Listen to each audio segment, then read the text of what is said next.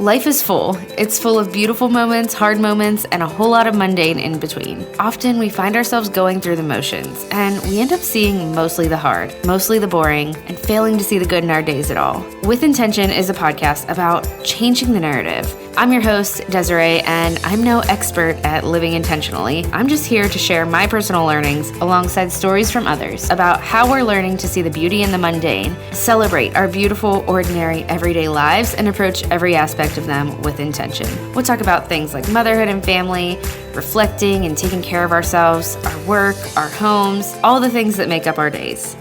My hope is that you'll leave our conversations reminded that our beautiful, hard, ordinary, mundane days, this messy life, it's full of good and it's full of purpose and it's meant to be lived well with the utmost intention. I'm so glad you're here. Let's get to today's episode.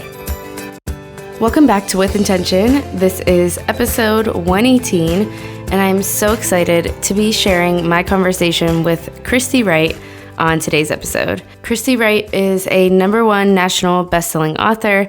She is a personal development expert, and she's the host of The Christy Wright Show. Since 2009, she's served at Ramsey Solutions, where she teaches on personal development, business, and faith. And her new book, Take Back Your Time, which releases on September 14th, is now available for pre-order. And we really dig into the topics that are covered in that book in today's episode. When I received Christy's book, I just knew that this was a topic that I wanted to cover on the podcast. It is something that we've talked about several times before, just time management, different approaches into time management. But what I love about Christy's approach is it's not about balance as in giving equal time to everything, because that's impossible. And we will talk about that a little bit in today's episode. But it's about purpose and it's about priorities, and it changes from season to season. Part of the reason we so often feel off balance is because we are trying to do everything. We are trying to give equal time to everything. And Christy talks about how we can kind of combat that feeling of being off balance by just approaching it with a different mindset. And of course, take action steps towards a better balance for us in our specific season. So today's episode is full of actionable tips. We also talk about calendars, to-do lists. So if you are a to-do list lover, definitely listen till the end because we are talking about that later in the episode. So let's go ahead and dive right into my conversation with Christy. I'm so excited and honored to have Christy Wright as my guest on the podcast today. And we are going to be talking all about time management, balance, life balance, all of these things that we all, I think a lot of us wish we had a better hold on. So I'm so excited to approach this topic. Christy, but before we dive in, could you just tell our listeners a little bit more about who you are and what you do, and even where they can find you if they want to hear more from you after this episode? Yeah, thanks so much for having me. This is so fun. I loved even chatting with you before we started recording about Business Boutique. And that's probably how most people, I would say, know me, because I've spent the last 5 to 6 years really helping women start businesses, whether it's a side business or small business or home-based business, whatever that looks like. I love helping people get started and get that thing off the ground. And so I wrote my first book, Business Boutique, in 2017, and I have events and a coaching group and just tons of resources to help people do that. And that's what I've spent the majority of my time really doing the last 5 to 6 years. But last year, and really a little bit before that, I felt God calling me in addition to business, to help people in more than just business, to help them in their life. And so I didn't know what that looked like at the time, but I just kind of one step in front of the other, steps of faith, started moving more into the personal development and faith space. And I have a vision to kind of bridge this gap between faith and personal development, and a topic that I have struggled with myself, with having 3 kids in 5 years and doing all the things, like we all do. But I've also been researching this topic and speaking on it for over a decade. And that's this idea of life balance. And so in many ways, I feel like this is something that's been on my heart for a long, long time. But it's one of those things that I'm asked about more than any other topic. Everywhere I go, whether it's a male audience, a female audience, both old, young, business leaders or not, I'm always asked the same question. How do you balance it all? How do you do it all? And the word balance is always used in that way. It's always used as a verb, right? How do you balance it all? Like we're trying to keep all the balls in the air, keep all the plates spinning. And I started to as I dug into this, ask a different question, because I realized that, one of the things I felt in my life is I could try to juggle all the balls and I could try to spin all the plates and walk the tightrope and do all the things and manage my calendar and all the things. And I could still feel out of balance. I still felt like something wasn't right. I was rushed, exhausted. I felt guilty. No matter what decision I made, it felt like it was the wrong one. And I thought, something is wrong with this. This is not just about time management anymore. This is about the deeper issues that make me feel unhappy and guilt-ridden in my own life. And so I started really exploring it. And that's what led me to my new book, Take Back Your Time, the guilt-free guide to life balance. And what I hope is that I'm bringing something new to the conversation. This is not just about how to manage your calendar.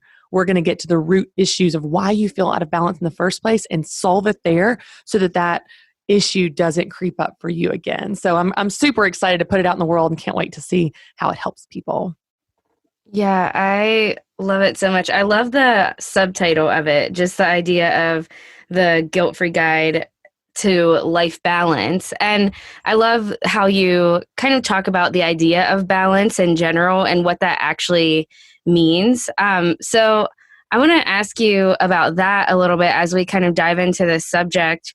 Just before we really get into it, what is your definition of balance? What does a balanced life look like? If someone gets to the end of your book and actually takes the action steps that you have laid out in there, what would a balanced life look like versus like an out of balance or an overwhelmed life? That's what I think of when I think of like an out of balance life, is just overwhelmed, right? And, always feeling like you want to be somewhere when you're doing something else somewhere else. And I have felt that before. I think so many of us have. So let's just start with that. Like, what's your definition of balance? Yeah, well, I love this question because you make a really good point. And that is what I've found in my life and certainly in a lot of people I coach. We don't know what balance is. We just know we don't have it. So it's this like shadow that haunts us. No matter what we do, it's the wrong thing, right? And so I started digging into, okay, what makes us feel out of balance? What does it look like to feel out of balance? And then how can we almost kind of back out of that and say, okay, this is what balance looks like? Well, I think for me, balance isn't something so much you do, how you balance it all like a verb. I think it's something you can feel. I can feel balanced in my life. And guess what? I can feel balanced even in my busy life. I think balance is one of those things you can become even in an out of balance world where you are a balanced person. You feel a sense of balance even in a crazy busy schedule, even in an out of balance world. And so what that brought me to is my definition that I really unpack in the book, which is life balance isn't doing everything for an equal amount of time. It's about doing the right things at the right time. And when you do the right things at the right time, whatever that is for you, by the way, you feel the sense of balance that you've been looking for.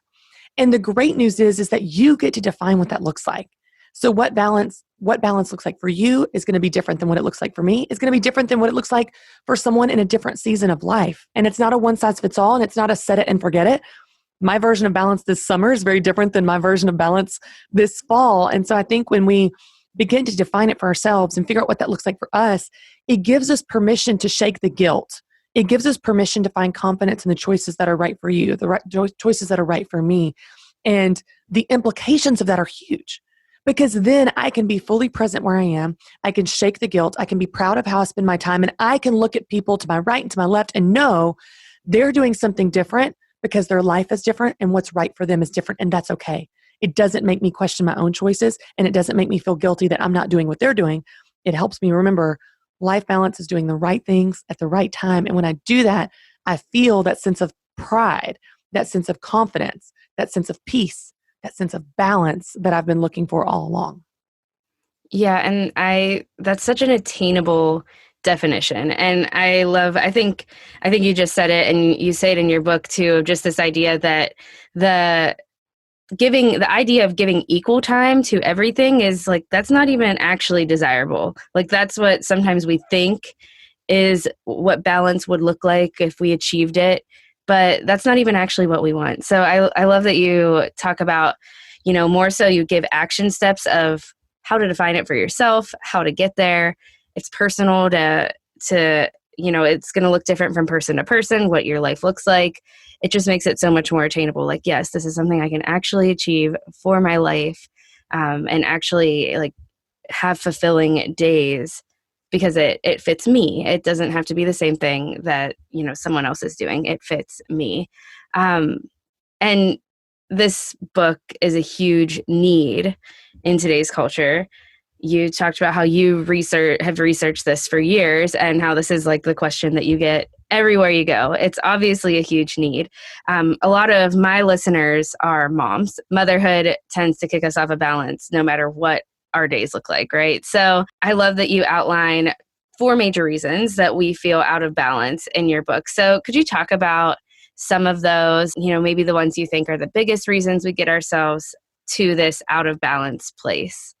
Yeah. So if life balance is doing the right things at the right time, which I believe it is, then the way that we get out of balance are really 4 main causes: doing too many things, not doing enough things, doing the wrong things, and not doing the right things. And those are all slightly different. And I'd be willing to bet that, your listeners probably struggle with some more than others. The type A, hard driving, go-getter woman that might be listening to this, she might be trying to do too many things or doing the wrong things or not doing the right things. And what's so hard is when we put that pressure on ourselves to do everything all the time, just like you just said, of like every single day, I'm going to do all these things equally.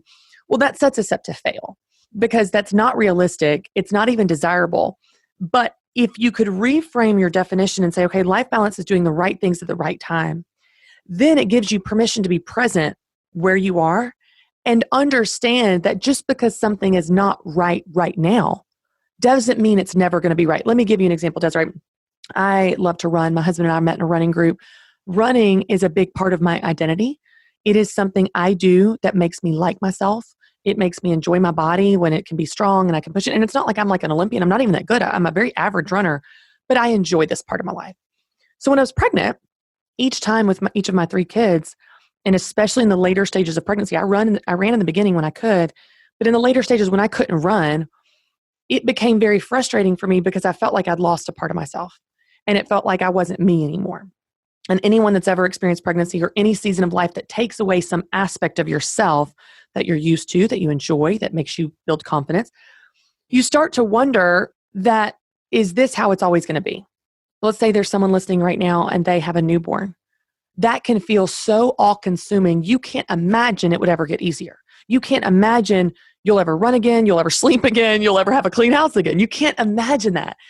But that's the reason I spent some time towards the end of the book talking about seasons. Because what's right now is different than what was right a year ago, than what will be right in a year.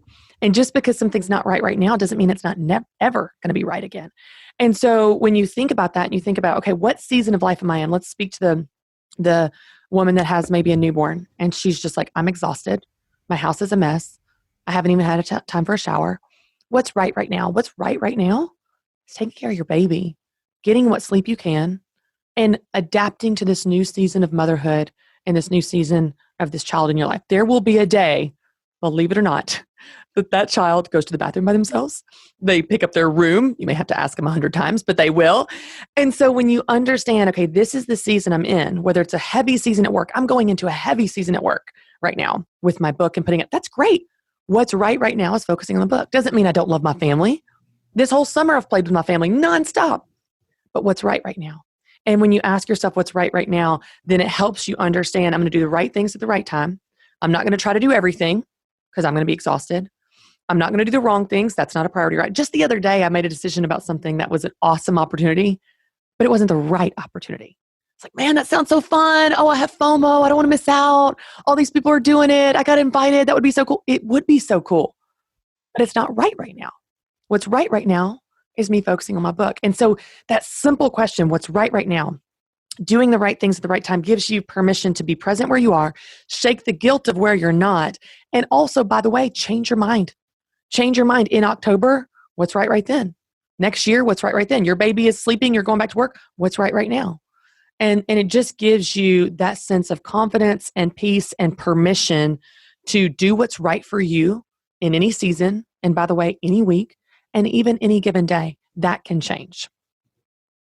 Yeah, that's so good and such a freeing way to define it and to look at it, because it's so true. Like I have a toddler, but she's almost 4.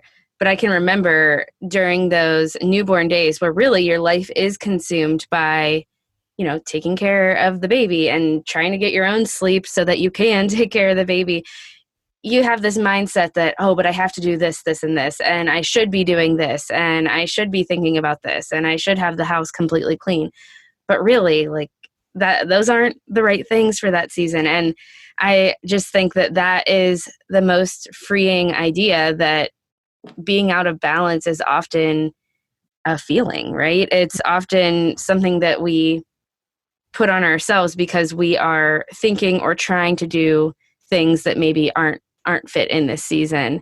And if we really just lean into where we are and what matters most, which is, I love that you talk about that, just defining what matters most to you and going from there, then we won't feel that out of balance feeling, even though we're not doing it all, right? We won't feel the out of balance feeling because we won't be trying to do it all. So interesting is we can have the perfect schedule where what we think is the perfect schedule, where we fill it with all the right things, but then everything we show up for, we're focused on where we're not, and then we still feel guilty. So that's why I thought it was so important to talk about towards the end of the path to balance, talking about being present in the moment that you're in, because if you're always focused on where you're not, then you always miss your life. Of course you feel guilty because you're always focused on where you're not. I'm here with you and I'm thinking about my kids. Are they okay? Are they sick? Do they need me? What if I didn't get that laundry done? Well, then I'm missing this moment with you and with your listeners, and I feel guilty. And then I go home and my kids are trying to tell me what they did today, and we're trying to play on the playground, and I'm thinking about, in this interview, and I forgot to say this, and I forgot to hit this meeting deadline. And if you're always focused on where you're not, you're always going to feel guilty. And so that's the reason I think a big piece of this is not only figure out what matters to you and figure out what is right for you in this season, but give yourself permission, and I'd say the discipline, to be present for it. Because if you're not present for it, you miss it. You can show up everywhere, but you're not where your feet are, and then you feel guilty. And so I think it's both, and it's figuring out what matters and then actually being present for those things that gives you that sense of balance. There's all kinds of things that I want to do. I want to play on an adult soccer league again someday. I want to go to Europe. I want to get a dog. There's all these things I want to do. But if I felt guilty for not doing them all right now, that'd be crazy, because this is not the season for that. It's not the season for Europe. It's certainly not the season for a dog. I can barely keep my children straight. And it's not the season for me to take on some extracurricular of a adult soccer league. Those are all great ideas someday. Someday I'll go to Europe. Someday I'll get a dog. Someday I'll play on the soccer league again. But what's right now? These things, the season of little kids, my book, the things that are most important right now. But just because it's not right now doesn't mean it's never right. It just gives you permission to say what's right today. Yeah, that's so good. And I just think that's a piece that is often missing, I think, from this conversation of taking back your time and balance of just presence. That's part of that. Almost is usually approached as like a whole nother topic of just like, okay, right, how to be present. And then over here is how to have good time management skills. But they really are one and the same. They need to, be tied together. I hope you're enjoying today's episode, but I wanted to take a quick break to thank the sponsors that are helping make this episode possible. If hiring is a part of your job in any way, you know that this can be a really anxious thing. It can be something that is constantly nagging at your brain, maybe even keep you from being able to relax until you find the right candidate. Indeed can help you with this. Indeed is the job site that makes hiring incredibly simple. Just attract, interview, and hire. In fact, with Indeed, you can do all of your hiring in one place, even interviewing. Don't just hope your perfect candidate will find you.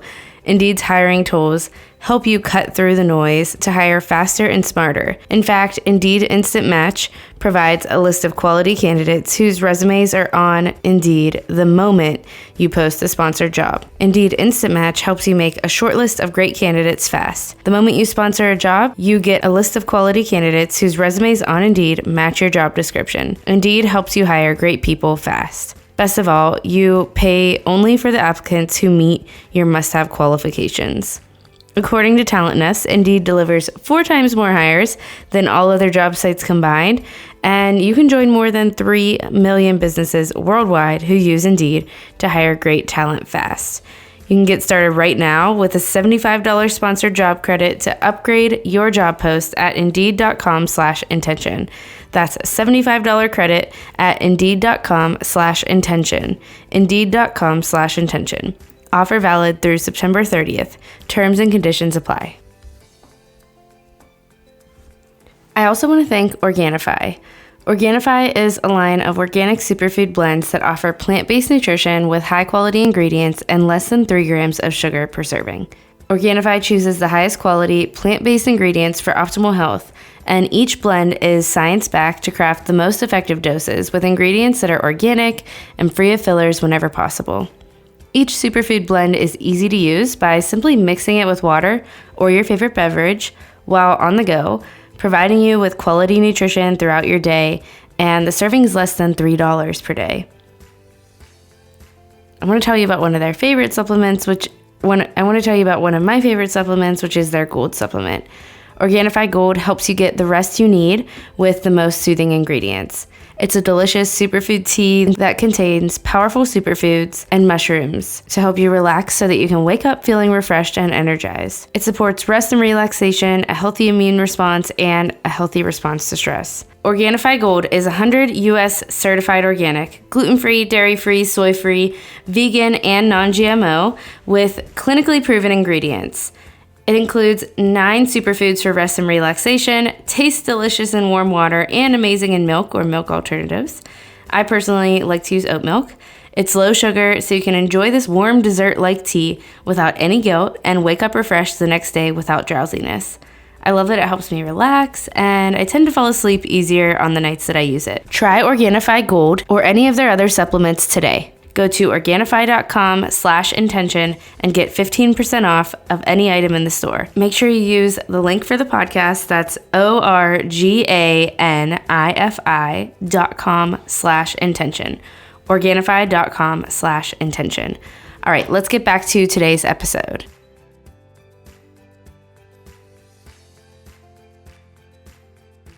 You know, this is such an important conversation to be having, but kind of the most important thing, which your book does a whole lot of, is how do we get there, right? What are the practical action steps to getting there? How do we get back to a more balanced place if we're feeling overwhelmed, if we're feeling out of balance, if we're feeling like we should be a million places and that we're not? What are some tangible ways to get there? Yeah. Thank you for asking, because I do like taking elusive topics and making them tactical. Like, what is something you can do about it? So the whole book is based around this definition of life balance. It's not doing everything for an equal amount of time. It's doing the right things at the right time. And when you do the right things at the right time, you'll feel the sense of balance that you've been looking for. But how do you do that? Right? Like, how do you do the right things at the right time? How do you even know what the right things are? So I lay out this path to balance in my book. And it's 5 steps, and they're all practical. And I'll quickly kind of give you an overview so people can see how this plays out. Step 1, figure out what matters, meaning decide what balance looks like for you. Decide what is most important to you right now in this season, whether it's a busy season at work or you've got a newborn or, there are the Olympics are this summer. Those Olympians, what's right for them? What matters to them? The freaking Olympics. Like, that's their version of balance. And so in your life, with your priorities, your values, your family, your season, figure out what matters. Because if you're going to do the right things at the right time, you need to know what those right things are. So the first step is to figure out what matters. Step 2, stop doing what doesn't matter. And whether we realize it or not, we spend a lot of time on things that don't matter. We don't realize it because it's a little bit here and a little bit there. It's an Instagram scroll, it's a Facebook post, it's our mind wandering, it's getting caught up and distracted with someone else's problems. There's a long list of things, but we all lose time there. And so when you start to take inventory of where you lose time stealers, and stop doing those things, you'd be amazed at how much time you free up for those things that you identified that matter most to you. So step 1, figure out what matters. Step 2, stop doing what doesn't matter to you. And again, you get to decide what those things are. Step 3 is super practical. Create a calendar that reflects what matters. If what matters to you is working out, where does it go on your calendar? If sleep is important to you, where is it on your calendar? If a date night is important to you, where is it on your calendar? Whatever that is for you. It doesn't matter what it is. You get to decide what matters, but it needs to go on your calendar. And we are often very good about putting appointments and commitments and meetings on our calendar, but all those extra things, the things we want to get to when time's left over, don't make it on the calendar, so they actually never happen. So I've started blocking time for everything on my calendar, even my bedtime. I know this is so tactical, but I put on my calendar 9:30, go to bed.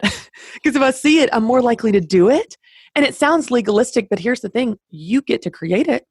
So you can make it look like anything you want to. It's really just a system that helps you do what you say you want to do. So step 3 is create a calendar that reflects what matters. Whatever you decided in step 1 needs to go on the calendar if it's going to happen. Step 4, protect what matters. What that means is even after you've determined what that is, even after you create a calendar, you're still going to have to be willing to protect it by setting boundaries and saying no, because life and everyone else and all the good opportunities out there will push you around and get you distracted and steal your time if you're not careful. So we talk a lot about setting boundaries, saying no, and protecting that sense of balance that you work so hard to create. And then lastly, step 5 is be present for what matters. Because even if you create the most perfect schedule in the world, if you aren't present for it, you miss it. And we talk about the discipline and the habits and rhythms that can help you be where your feet are, to cut out the temptation to scroll your phone, let your mind wander, and miss the moment that you're in. And so really helps you kind of wrap up that whole plan, that whole path to get to experience that balance. So figure out what matters, stop doing what doesn't matter, create a calendar that reflects what matters, protect what matters, and be present for what matters. When you do that, you will feel that sense of balance that you've been looking for. But the great news is it's not a path you do one time and then you're finished. You want to revisit that path in any new season, because your version of balance will look different in every season, and it will help you figure out what that is and actually live it out as your seasons change. I love that you say, you have to revisit this, because I think that is the biggest problem that I've run into is, I've had those things set before, maybe not all in that order, but I've had, I've written a list to find what matters to me and tried to align my day to that 2 years ago, right? Right. But it's not one and done. And then I started a full-time job and realized, wow, it's totally different now, So I think that's kind of one of the biggest things for me as I've read through your book, is just seeing this idea of, yes, it's in seasons, and it needs to be something that we're always thinking about and that we are protecting. I love that you say that. And it makes it make sense, and it makes it actually happen, is if you just continually revisit that and continually come back to it. It gives you permission to adapt, because one of the examples I use in the book, I had this really great morning routine that I had kind of dialed in, and this was last summer, and it was like, okay, Tuesdays and Thursdays when my husband's working out, I'm going to do my quiet time and yoga on the deck, and then Mondays and Wednesdays I'm going to work out. And it was like I didn't do everything every day, but I split my days of in a week's time I got in those things that are important to me. And then school started in August, and my son's school started so much earlier than preschool did. He started kindergarten. We had to wake him up to get him going by 6 a.m., like breakfast, get ready, out the door by 7. It's a really early school. Well, that threw off my entire morning routine. And at first, I was really discouraged because I kept trying to do what I had set, right? Like I held my feet to the fire of like, well, this is my morning routine, so I've got to, and it didn't work anymore. And so I had to figure out a new morning routine and a new version of balance to do what mattered to me within the confines of my life, which is my son's school. And so again, it just gives you permission to adapt when things change, whether it's starting a full-time job, having a baby, your son's starting a new school that has a different schedule. Give yourself permission to adapt, revisit that path, and then you can still create it. It just might look a little bit different, and that's okay. It should. Yes, so good. That is... morning routine is the number one thing that changed for me from this past fall. I went back to teaching full time, and I was just like, at first I was like, I got to get back onto this. I got to get back onto that morning routine that I used to have. And as the school year went on, I realized that morning routine, just like, it's just not my season for that morning routine anymore, just like you said. And now that it's summer and I am a full-time teacher, I'm like, I want to sleep. Like that's my morning routine. That's what matters to me right now, is I want to sleep. And then I want to get up and have like a short morning routine that gets me set. So yeah, I can fully relate to that. One thing that you talk about, I think it's in step 3 of your book, is it's along with the calendar is to-do lists. And I know I have like a love-hate relationship with to-do lists. So I want to hear your take on that, of just like when you have a lot of things on your to-do list all the time, when you feel like, you could fill up a whole page with your to-do list all the time. What do you do with that? How do we find balance with a lot on our plate, basically? Yeah, so this is what I do, and I don't know if it's what you do or what your listeners do, but this is what I've struggled with. My to-do list is a mile long, but it is filled with essentials like pick up prescription that I need, and non-essentials like steam clean the couch, which is just an idea I had one day whenever I thought my couches needed cleaning, right? So it's like it is filled with stuff that I really want to do and need to do, that is time sensitive and important. It's urgent and important. And lots of stuff that is neither urgent nor important. And it all gets jumbled in. And so my brain is trying to work really hard as it goes through the list every day and sort through, what do I need to do? What do I really not have to do? What can I push off? What can I save for later? What is just a nice idea? And then I feel overwhelmed because the list is so long. So I started keeping 2 lists. And that may sound like it's more work, but it's actually super simple. I have 2 lists and I don't let any more than 5 items on them. The first list is what I want to get done most. And I literally call it that. I name it that. It's not a fancy name. It's a literal name, because when I see this, I want my brain to cue, what do I want to get done most? Meaning, what is most important today? What is urgent, that is time sensitive today? What is realistic within the confines of my time, my schedule, and oh, by the way, my energy today? What do I want to get done most today? There are days that I have 5 things on that list and I max it out. There are days where I have 0 things on that list because either the time doesn't allow it, my energy doesn't allow it, or there's just nothing that's that important right then. But then there's a second list and it's off to the side and it's titled, very literally, nothing clever here. I want it to be straightforward and clear. Other things I could do if I have time left over. It's so literal. Well, if I have some time left over, like I did this today, I wish I had it in front of me, I'd show you. Other things I could do if I have time left over. If I have time left over, I could go ahead and get ahead on my laundry. I could do a workout after work. I can't remember what my other one was for today. And so you look at this and you go, if I have time left over, and if I'm just feeling inspired today, and I've got some energy at the end of the day, I can go to that list and pull from it. Okay, I'm going to go ahead and throw some laundry in. I'm going to go for a run, whatever that thing is. But if I don't do anything on that second list, it gives me permission to not feel guilty about it, because I already called it what it is. It's options. These are other things I could do, optional things I could do if I have time left over and want to.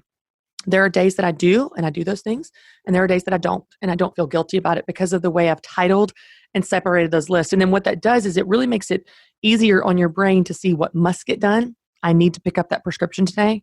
And what doesn't have to get done, I don't really have to steam clean those couch cushions. If I never get around to it, it's going to be okay. And so I think separating essentials from non-essentials, the other thing I would add to that is you create this every day. So at the beginning of the day, when I set my day, I just spend 5 minutes. It's not a long process. It's 5 minutes of like, okay, what have I got going on today? What do I want to get done most? Other things I could do. Because what I'm really guilty of is on Sunday afternoon, I'm feeling very inspired for my week ahead. I'm going to get these 15 things done. I'm going to do this on Monday, this on Tuesday, this on Wednesday, this on Thursday. Well, as the week goes on, things change, things come up. And more often than not, my energy declines drastically. So Thursday comes and I've got 5 things I planned on Sunday when I was bright-eyed and bushy-tailed that I was going to do. And now I don't feel like it. I'm tired. I'm exhausted. I don't want to do it. It takes the pressure off from, again, you holding your feet to the fire when things have changed. So each day at the beginning of the day, I spend just a few minutes and say, what do I want to get done most today? Other things I could do if I have time. And it gives me permission to do what I need to do, let go of what I don't need to do, and take into account how I'm feeling and what's going on that day before I plan my day and set my list so that it's the most accurate, realistic, attainable list possible. That's so great. I love that you just make it optional. Like you still put those things on there. There's still things that are maybe on your mind, and capture them. Yes, exactly. But they're just not the most important for that day. And I know I have a lot of to-do list loving people listening in right now. So I hope that really speaks to like the guilt-free side of what's in the subtitle of your book. The Guilt-Free Guide to Life Balance is just like the guilt-free to-do list. These things I could do them, but like, it's okay if I don't. And I just love that. There's some interesting research that I cite in the book as well, that the feeling that people get when they take drugs, this dopamine release that happens when someone takes drugs, same release when someone has anything of pleasure, eating cake, scrolling social media. When you get a notification on phone, dopamine is released in your brain. We have the same feeling when we check a box on our to-do list.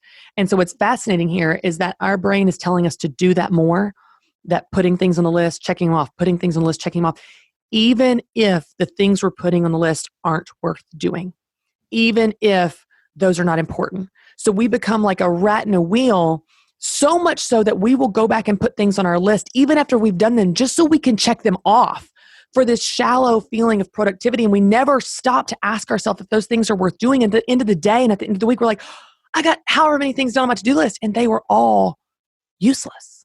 And so it forces you to stop and go, I want to put on my list things that actually matter to me, because I want to spend my time on things that actually matter, because I want to spend my life on things that actually matter. I don't want to run really hard toward a finish line that I don't want to cross, that doesn't mean anything to me. And so when we understand what's at play with even the psychology of the to-do list, it can be a great tool, but it also can be addictive, like social media or anything else that sucks us into a cycle without us realizing it. So I wanted to spend some time in the book talking about, let's understand how to use it in a way that helps us create balance and enjoy our lives, not becomes one more thing that steals our time towards something that doesn't matter to us. Yes, so good. I know I've definitely felt guilt when I work with to-do lists a lot of times in the past, just because I'm not a super type A person. So a lot of times, like, I don't live and die by the to-do list, but like when I'm writing it in the morning, I think I'm going to, I'm like, yes, I feel like I'm going to, and then I just can't. I can't go through a 10-step to-do list and get it all done. Not many people can.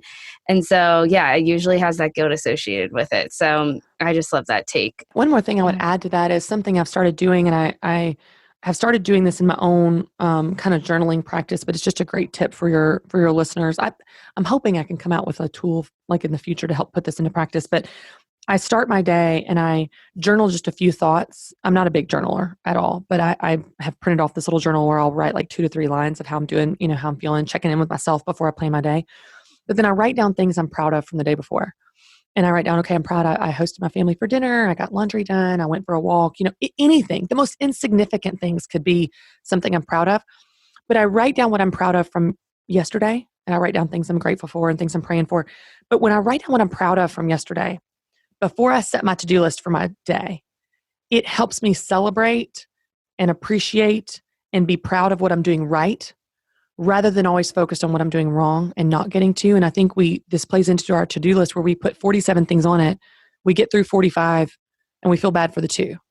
And so that's simple practice for anyone that's listening. Just, hey, before you set your to-do list, write a couple lines of what are you proud of from yesterday. It could be how you spent your time, what you did on your to-do list. It could be anything. I'm just proud of that I didn't, send my children away yesterday. It could be anything. But write down what you're proud of, and then take that sense of pride and confidence and sense of accomplishment into setting your to-do list, knowing this doesn't define me and I'm not a failure if I don't get to it all. Because in place of all the things that you think you're failing at, there's a million things you're doing right, but we never stop to celebrate that. We never stop to be proud of that. We just move to the next thing that we've got to get to, and then we don't, and we feel bad. So that's another simple tip that can help you shake the guilt and be proud of all the things you're doing right. So good. Well, I feel like we could talk about this all day because there's just so much. And your book comes out in September. So it's available for pre-sale on July 12th. And then September 14th is the actual launch date. But of course, we want everybody to get their copy in pre-sale, because then you get the audiobook and ebook and all these fun things, bonus items, because that's a good benefit to getting it in pre-sale and pre-ordering. Okay, awesome. So excited for that. And definitely, I feel so honored that I get to read it early. So I'm definitely sending everyone who's listening to go ahead and pre-order that, because I'm loving it so far. Like I've said, I'm about halfway through it. And it's just been so helpful and such a mindset shift for me. But before we go, I do have 2 questions that I ask every guest. First one is, what is one way that you choose intentionality in your everyday life? This is going to sound like a recap of what I said a minute ago, but it's, I guess, what comes to mind because it's so practical. Every single day, I'm trying to ask myself, what is right today? What is right now? And I think when I don't do that, I tend to react to my day and react to everyone else's demands of me. And then the day kind of slips away. And, I look at my phone and rush from meeting to meeting. At the end of the day, I'm not sure what I did. So at the beginning of the day, saying, okay, what's right now? What's right today? Helps me be so intentional with my time and even my presence. And I do that even on the weekends. What's right now? What's right today? What do I want my Saturday to look like? And I try to almost cast a vision for that day. And then it helps me live out that vision versus getting to the end of the day and not really sure what I did or where it went. So that's just kind of what I talked about earlier, but that really helps me be intentional. Yes, I love that. And it's definitely, something that just the idea of having like a vision for your day versus just letting it happen to you is huge. My second question is just a fun one. What is something that you're loving right now? Okay, is this in any particular direction? Like, is it supposed to be like super like serious and like life changing, or just it can be anything? It can be anything, really. Either way you want to go with it. Okay, I've talked about this before, so some people were like, "Would she please get off this kick?" I've got a couple different hair products that I really love. I'm not wearing them right now, but I should because that would be a better advertisement for it. But Osis is this little red bottle that like is volumizing powder, and then Bumble and Bumble dry shampoo. It helps you go like 3 or 4 days without washing your hair, which, let's be honest, that just take back your time. Take back your time. Stop washing your hair so much. Just something that saves you in your morning routine and saves the time washing your hair. So yeah, just a couple hair products that I'm really loving.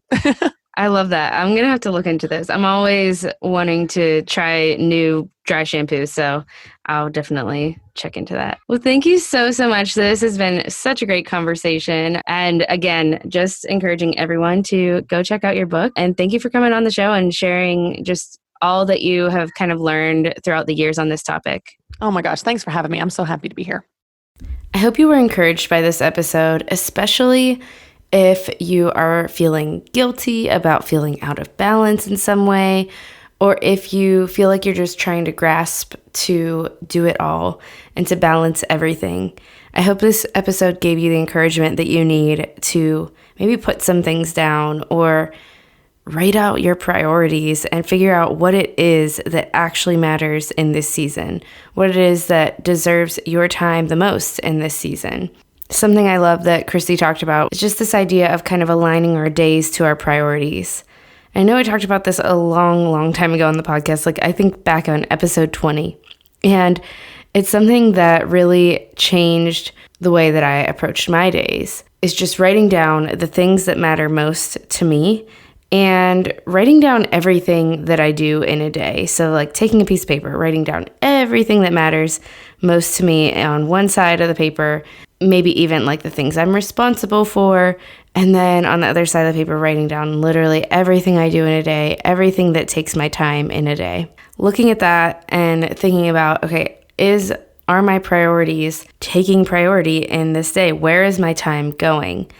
And what I love that Christy says about kind of this practice of just reminding yourself of what matters, reminding yourself of your priorities, is that it does change. It does look different. This is not something we just do once and we kind of revamp our days to match what matters most to us the best that we can. And then we're done and then we're good. We are ready. We are balanced, quote unquote, balanced for life. This is something that changes with the seasons. And for me, just hearing her say that, it made me realize that my life has changed a lot since I first went through that practice. And I really haven't revisited it since things have changed. And so that is kind of my encouragement for you today, is just think about and write down, what are your priorities?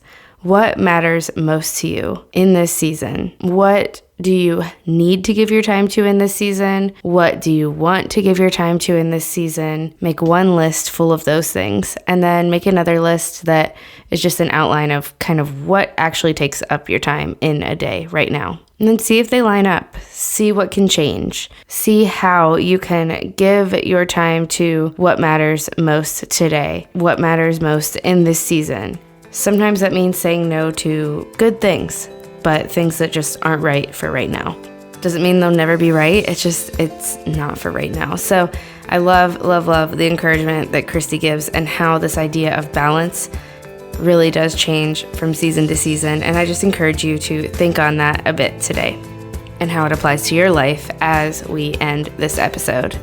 I hope you enjoyed this episode, and if you did, if it spoke to you in some way, of course, I always end the episode by saying I would be so grateful if you share with a friend. You could text a friend, you could share it on Instagram or whatever other social media platform you like to share things on, and I'm super grateful for you for doing that. I am so thankful that you're here, that you are listening in, and I will talk to you right back here on the next episode.